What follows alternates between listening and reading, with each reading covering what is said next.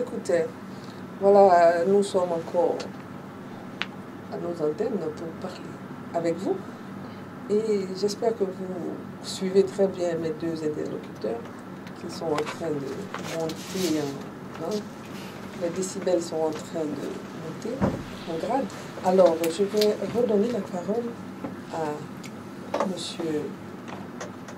Diarra-Souba, oui, pour nous continuer à parler de ce régime parlementaire. Et M. Camara n'était pas tout à fait d'accord.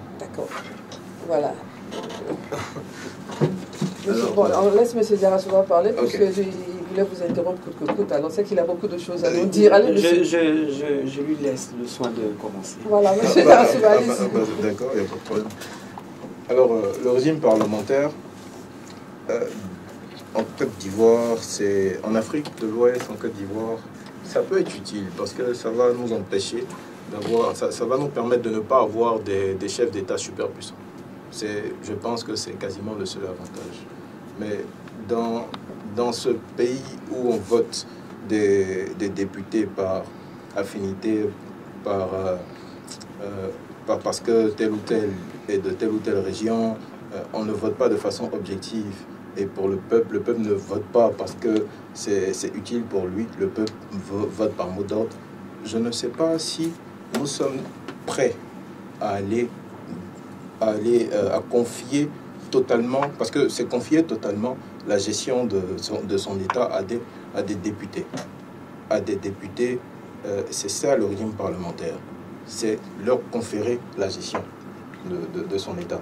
Donc quand ils ne sont pas d'accord, tout est bloqué, le pays est bloqué. On le voit en Italie, on le voit en Allemagne, en Angleterre, on le voit un peu partout, là, surtout en Italie. Et quand c'est bloqué, le pays n'avance pas. Du coup, on voit un peu comment l'Assemblée nationale fonctionne ici. Déjà, je n'ai même pas eu l'impression que l'Assemblée nationale de Côte d'Ivoire a déjà fonctionné sérieusement. Il faudrait avoir une certaine maturité politique, une maturité législative avant de penser à aller vers un régime parlementaire. Je ne dis pas qu'il faudrait abandonner ça. Je ne dis pas, de toute façon, si on doit aller vers un régime parlementaire, il faudrait faire un référendum. Donc, allons-y doucement, essayons d'avoir des institutions fortes d'abord, et progressivement, quand la question se posera, on posera la question au peuple et puis on verra. Oui, mais ça veut dire donc qu'il y a des problèmes à régler avant de tout changer. Donc ça serait normal, avant de changer de régime, il faut régler certains problèmes, il faut que les gens soient prêts pour cela. Donc il faut une formation, c'est ça? Exactement. Il faut une formation citoyenne. Il faut une formation citoyenne. Déjà, on a mis tellement de temps à former, on n'a même pas encore fini de les former sur le vote universel direct, s'il faudrait former les uns et les autres sur le vote universel, enfin, parlementaire, c'est compliqué. Je me surprends un peu de ce que M. Komara est en train d'avancer. Camara. Bon, Komara. C'est une question d'onomatopée. je me surprends un peu par rapport à ce que vous êtes en train d'avancer sur ce sujet. Et ça me ramène à la lumière d'une question, c'est de savoir, avons-nous choisi la démocratie ou pas? Sur la question de savoir que nous confions notre avenir à les députés. Avons-nous choisi de faire la démocratie ou bien avons-nous choisir de pratiquer la démocratie quand ça nous arrange et quand ça ne nous arrange pas, on s'y refuse? Ça, c'est la véritable question. Aujourd'hui, il y a... Est-ce que la démocratie n'a pas été choisie pour nous? On avait le choix de refuser. Ah, bon. Quand on accepte, on continue sur le chemin et on ne fait pas à demi et demi. Ça, c'est une évidence à laquelle... C'est pour ça que je posais la question tout de suite. Est-ce qu'il n'y a pas une non-maîtrise même des règles de la démocratie? Madame, sur cette question, il faut que nous soyons très clairs. Soyez clair, monsieur Diarra-Souba. La démocratie a ses variantes, a des circonstances qui sont propres à certains pays. Okay. Je prends le cas des États-Unis. Quand on va au suffrage universel direct pour la dernière élection, c'est Hillary Clinton qui est vainqueur de l'élection. Qui a gagné, oui, tout à fait. Mais on parle des grands électeurs. Exactement. Jamais ça ne va exister en Côte d'Ivoire ici. Ça n'existe jamais parce qu'on a la réalité de notre démocratie qui est adaptée à certaines contraintes culturelles et sociales que nous vivons. Ça, c'est clair. Et nous aussi, nous avons adapté notre démocratie à ces conditions. Aujourd'hui, on doit être à même de la pratiquer sans que nous nous indignions parfois quand ça ne nous arrange pas et que nous soyons contents quand tout va bien pour nous. soit on a choisi la démocratie, soit on ne pratique pas la démocratie, on en vient à la monarchie et tout ça, monarchie parlementaire et enfin. Et ce que je voudrais dire, le régime parlementaire a son avantage. A beaucoup d'avantages parce que le président se retrouve, je comprends que certaines personnes aient peur de se retrouver dans le statut de la reine d'Angleterre, par exemple. Voilà, comme ça l'est en Allemagne, comme ça l'est en Angleterre. C'est vrai que ça peut faire peur que le président de la République se retrouve dans un statut véritablement honorifique où il n'a pas d'opérationnalité sur le pays. C'est le Premier ministre qui est en train d'exercer. Mais si vous mettez vos éléments sur le terrain, pour dire que c'est à la suite d'une élection législative qu'on va élire le Premier ministre qui est issu de la majorité qui va l'emporter à l'Assemblée nationale, vous voyez, on va aller dans une forme de saine émulation où on va jeter beaucoup de candidats sur le terrain. Ils vont représenter véritablement le peuple qui va se reconnaître en eux. Parce que quand vous me faites sortir le problème de la tribalité en Côte d'Ivoire pour dire oui, les gens se reconnaissent en telle personne, tous les partis politiques en Côte d'Ivoire sont établis sur une base tribale. Malheureusement. Malheureusement. Le RDR l'a hérité du FPI et du PDCI qui excellent par la nomenclature de leurs militants au sein de leurs différents partis politiques. Il ne faut pas avoir peur de ces questions. C'est des questions sur lesquelles on doit arriver à faire un dépassement personnel et national pour arriver à la véritable pratique de la démocratie. D'aucuns peut-être m'accuseront de m'appeler Diarasouba d'être forcément du RDR, ce qui n'est pas la réalité de ma vie politique. Ce n'est pas automatique. C'est pas automatique. Aujourd'hui, on arrive à suivre des leaders qui font des propositions d'hommes d'État pour notre pays, la Côte d'Ivoire, qui est notre bien commun. Voilà. Donc je pense que c'est des questions sur le régime parlementaire, c'est un débat qui doit être mené dans le fond. C'est pas mauvais. Il ne faut pas avoir peur des changements. Les changements sont généralement annonciateurs de croissance et de bonne nouvelle. Est-ce qu'on a véritablement essayé ce qu'on a en ce moment? Si on remarque que ce qu'on essaie ne marche pas. Non, on n'a même pas essayé. Voilà, donc on peut y arriver, il ne faudrait pas avoir peur des changements. Essayons le régime que nous avons en ce moment, essayons-le sérieusement et puis on verra. Depuis 1960, on essaie. C'est vous qui vous plaignez. Depuis 1960, est-ce que la Côte d'Ivoire a connu une réelle démocratie? Avec la gouvernance de Feu Félix Houphouët-Boigny, la Côte d'Ivoire a connu une démocratie relative, une démocratie pas tout à fait pleine, n'est-ce pas? Il a gouverné pendant 40 ans, n'est-ce pas? Et 40 ans ou 30 ans il a gouverné longtemps, pratiquement 40 ans. 40 ans, n'est-ce pas? Du coup, il a gouverné, c'est vrai qu'il a fait de belles choses. Ensuite, on a eu le président Bédié qui est parti à la suite d'un coup d'État. C'est pas très démocratique cela. Et on a eu le président Laurent Gbagbo qui a connu la rébellion. Ce n'est pas très démocratique cela. On a connu l'avènement du président Ouattara qui est venu dans des conditions assez difficiles et en ce moment en train de gouverner dans une sorte de démocratie, mais qui a tellement de pouvoir qu'on se demande si c'est encore de la démocratie. Du coup, exécutons la démocratie en bonne et due forme et observons si cela marche ou pas. Le problème... Vous allez tous finir par répondre à ma question. Les règles démocratiques, est-ce que nos dirigeants les maîtrisent? Voilà, justement. Personne ne respecte ces règles démocratiques. La liberté d'expression, le vote exclusif, le vote clair, le vote propre n'existe pas encore. Il y a tellement d'éléments qui ne sont pas encore rassemblés pour parler de démocratie. Donc, essayons la vraie démocratie, essayons véritablement le régime que nous avons, le régime présidentiel. Et si ça ne marche pas, on pourra peut-être parler de régime parlementaire, mais on n'a pas essayé. Est-ce qu'on a essayé? Non, puisqu'on pense qu'on est déjà dans la démocratie. On est dedans, mais on n'a pas vécu. On est dedans, mais on n'a pas vécu.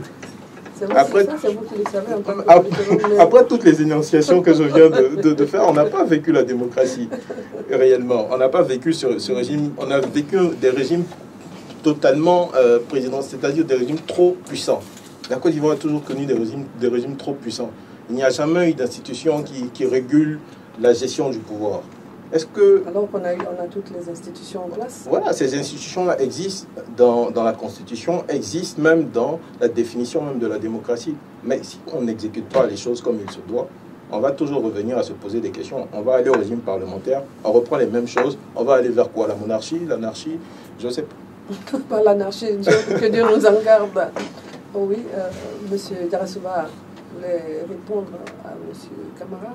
Monsieur Camara, c'est nous qui sommes allés vers une constitution qui protège le président de la République de toutes les frasques qu'il peut commettre dans un pays pendant l'exercice de son mandat.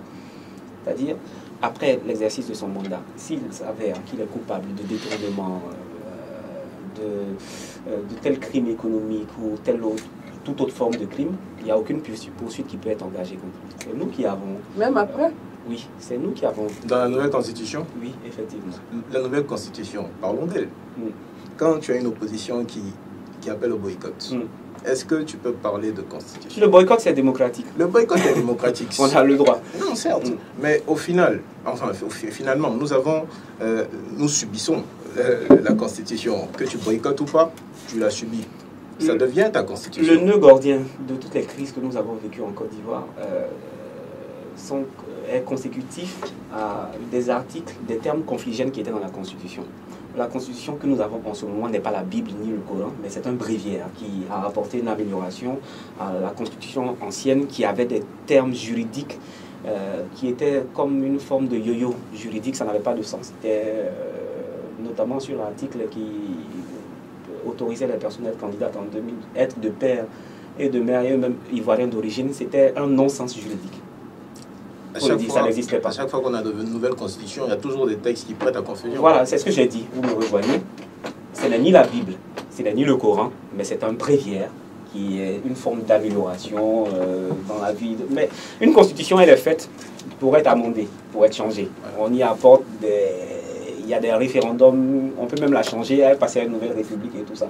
On va forcément y arriver, mais tout ça, ça rentre dans le cadre de la pratique démocratique. À la question de Mme Touré, pour savoir si vraiment nous sommes dans l'exercice de la démocratie en Côte d'Ivoire. Non, ma question est, est-ce que vous êtes sûr que nos dirigeants savent ce que c'est que la démocratie? Ou alors, ils savent et ils font preuve de mauvaise foi, ils ne l'appliquent pas?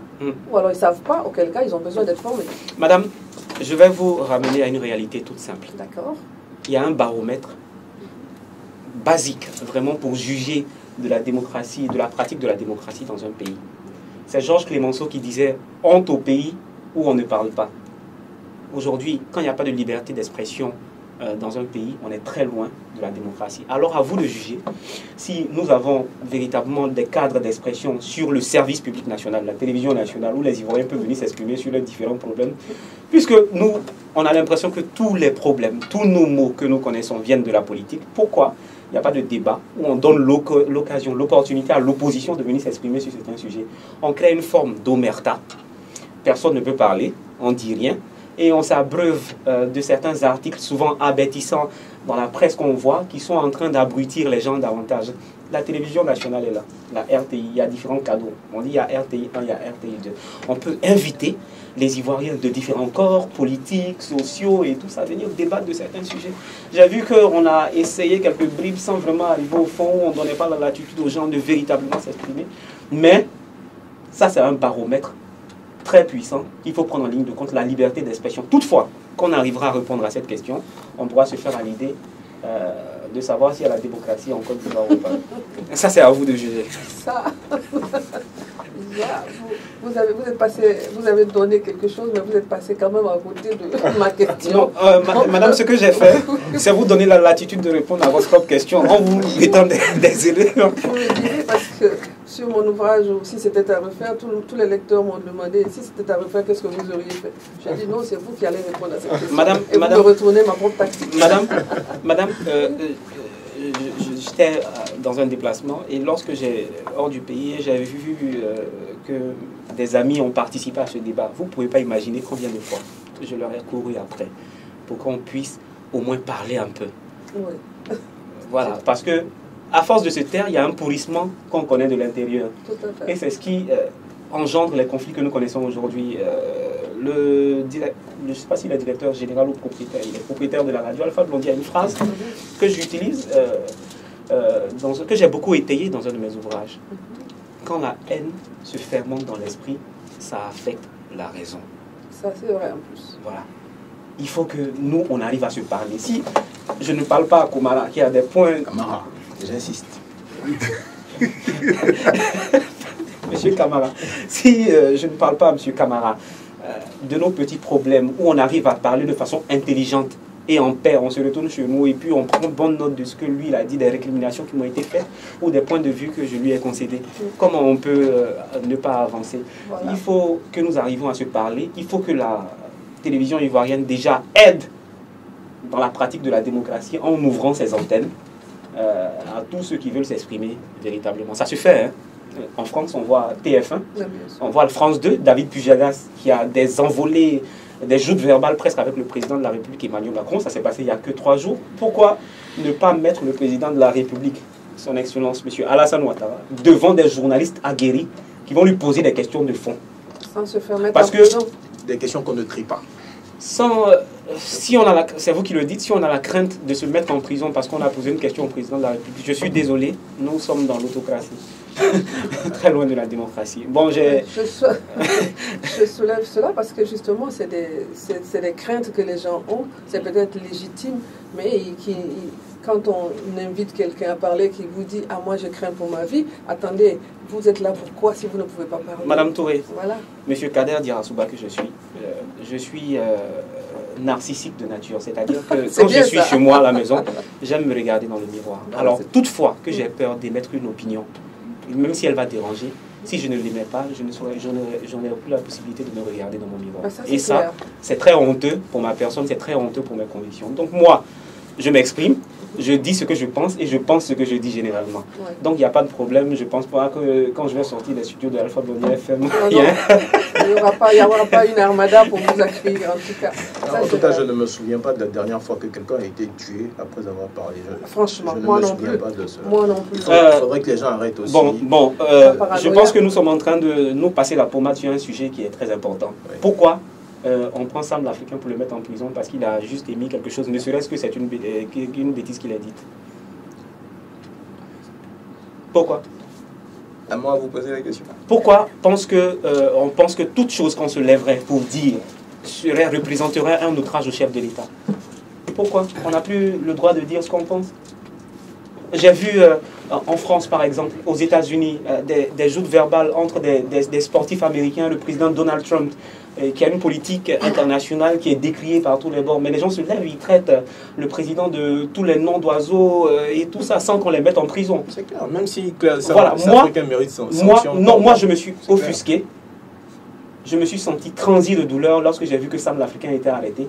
Juste parce qu'il a... J'ai vu la vidéo. C'était pas de toute élégance, c'était des inepties qu'il racontait. Mais on ne peut pas empêcher à un sot de dire des sottises et à un idiot de dire des idioties. Il le dit, on n'a pas besoin de le mettre en prison, c'est de lui faire de la publicité gratuite. Tout ça, c'est des faits qui sont effarants quand même. Voilà. Bien entendu. Voilà. Donc moi, je pense qu'il y a des faits qui sont légion ici. D'accord. Voilà. On ne peut pas poursuivre Sam l'Africain pour le mettre en prison pendant que, pas plus tard qu'avant-hier à la Palmyra, il y a un enfant, soit dit en conflit avec la loi ou un microbe, ça dépend de la terminologie de celui qui a agressé ou pas, qui a pris une machette, lui il est en liberté, et on prend quelqu'un qui a juste émis une opinion. Oh, il a été tué cet enfant, celui qui a tranché l'oreille du boutiquier. Oui, on a vu. Ils l'ont même frappé, et il paraît qu'il est mort d'ailleurs. Les badauds l'ont lynché.